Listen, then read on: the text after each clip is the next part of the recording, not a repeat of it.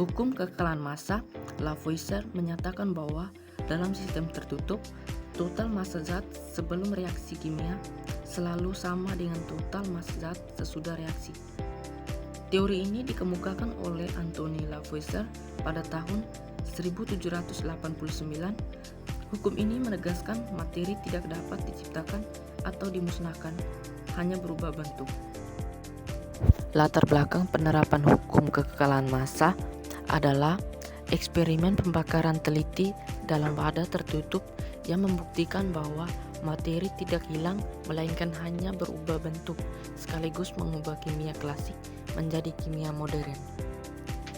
Tujuan praktik ini bahwa proses pembakaran membutuhkan oksigen dan menunjukkan pengaruh perubahan tekanan udara di dalam toples.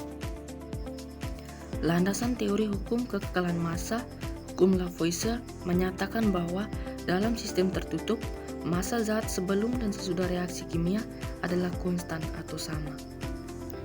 Untuk melakukan sebuah percobaan lilin di dalam toples membutuhkan alat dan bahannya, yaitu 1 lilin kecil, 2 toples bening, 3 timbangan digital, dan 4 korek api.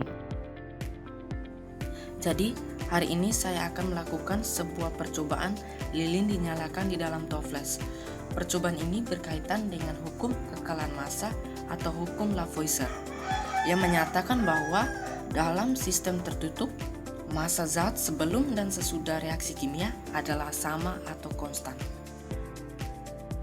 Langkah yang pertama, timbang lilin yang belum dinyalakan bersama dengan toples.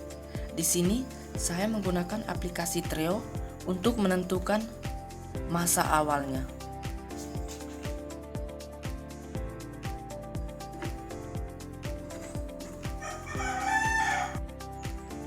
Jadi, massa awal dari lilin dan toples tersebut adalah 150 gram.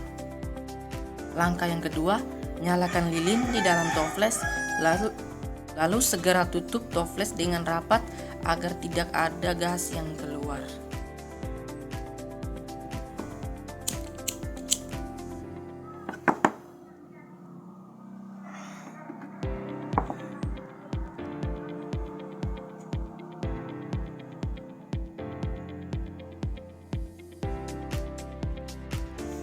Langkah yang ketiga, biarkan lilin menyala di dalam toples hingga kehabisan oksigen. Setelah lilinnya padam, saya kembali melakukan penimbangan. Dan hasil dari penimbangan ini, massa akhirnya mencapai 150 gram. Dan ini terbukti bahwa hukum kekekalan massa yang menyatakan sistem tertutup, massa zat sebelum dan sesudah reaksi kimia adalah sama atau konstan, itu benar terjadi.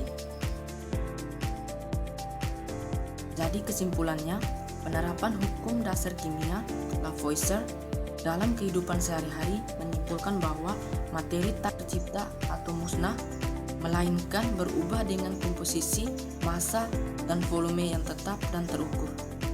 Prinsip ini mendasari aktivitas manusia seperti memasak, industri, pernapasan, dan pengelolaan lingkungan secara efisien.